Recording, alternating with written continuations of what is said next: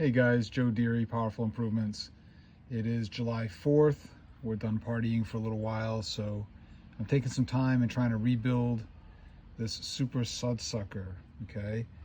I took the ball and spring out. This is the ball that was in there, and the little rubber grommet that fits in this piece, which is the injector. I put a new O-ring in there. Probably can't see it. I'm not going to be able to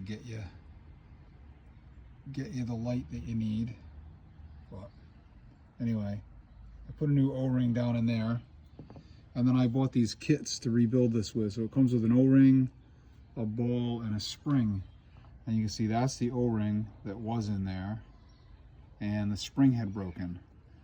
The ball looks like it's still in good shape, but since I have the kit and like $1.50, I'm putting a new ball and spring in that kit right there. So that'll be new O-ring, new ball, new spring in there.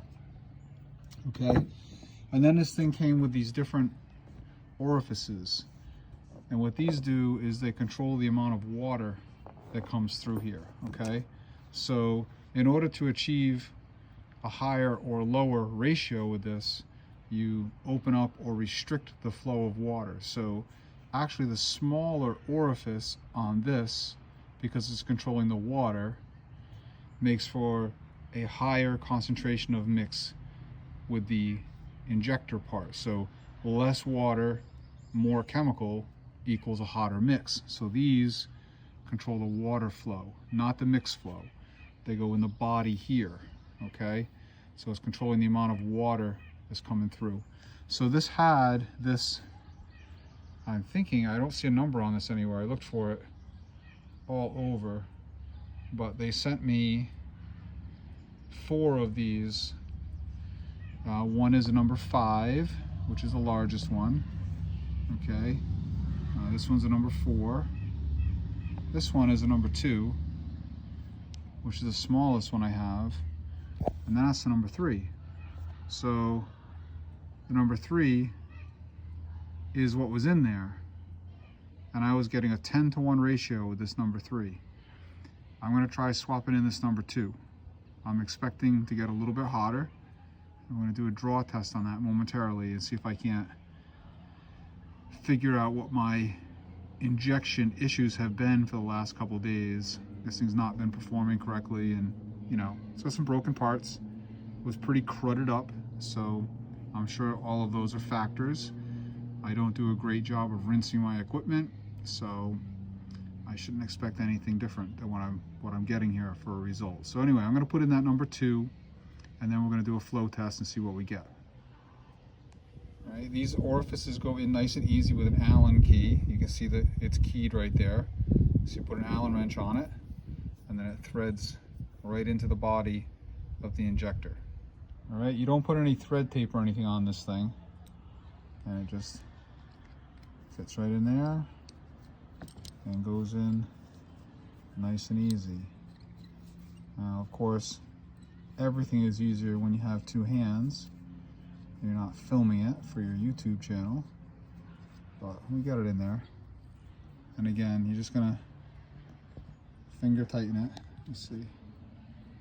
That's about, I'll get a little bit more of a little tighter than that, but you can see that it simply goes right in there like that. Okay, and that controls the flow through this thing. So you see that's the restriction right there. All right, just want to show you guys some of our yard sign evolution. This one on the left is the one I've been running all this year, and it's worked out really well for me. I got people telling me they're seeing my signs everywhere. And the reason I went with this one is I wanted to put my logo on it this year. I ran these last year, super effective.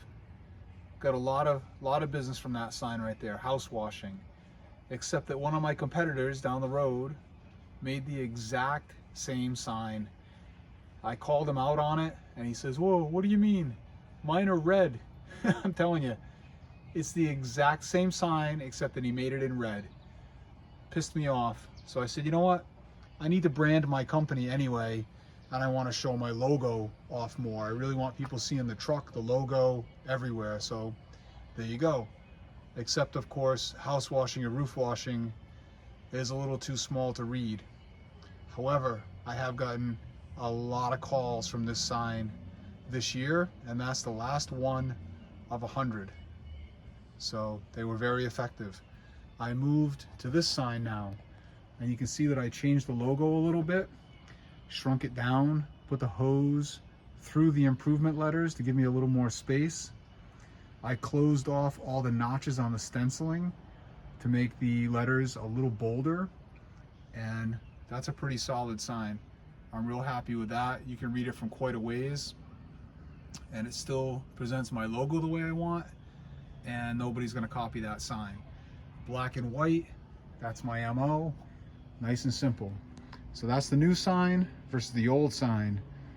And I just got 100 of these, just as you see them, signed with a stake, printed on both sides.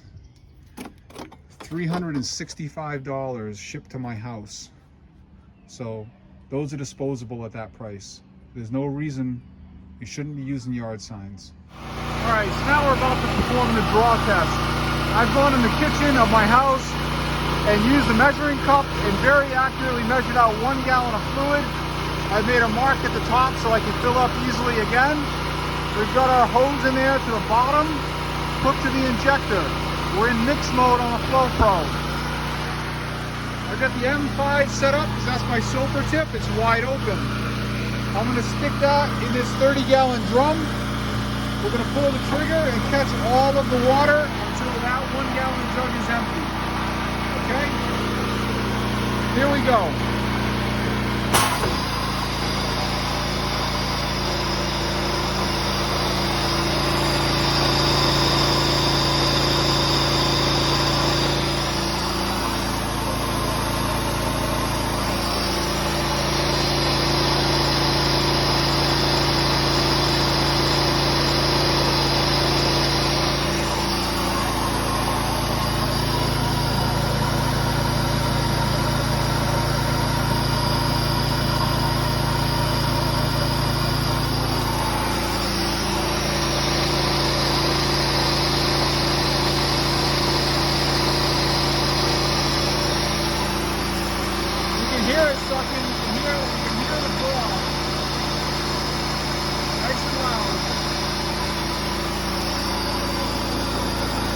About 6 gallons or so right now.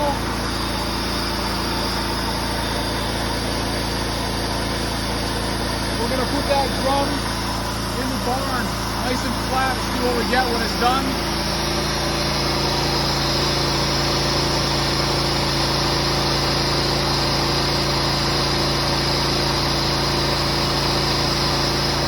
I still feel like I got something else restricting me on the downstream.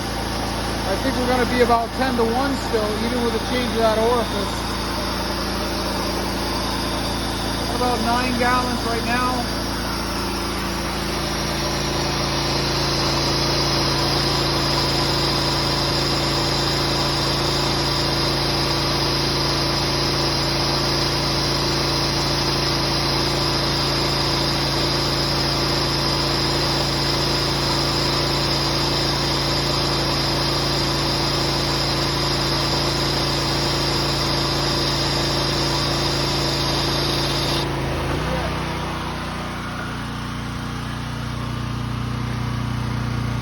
More than I expected. Let's get on the flat and check it out.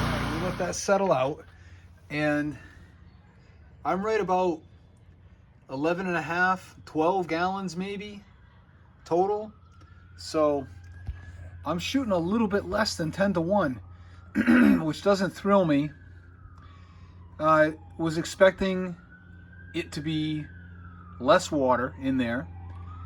I was expecting a higher draw rate with that number 2 orifice than I was getting with the number 3. This is the same as I had before when I first got the Sud Sucker, and it was running with the number 3 orifice.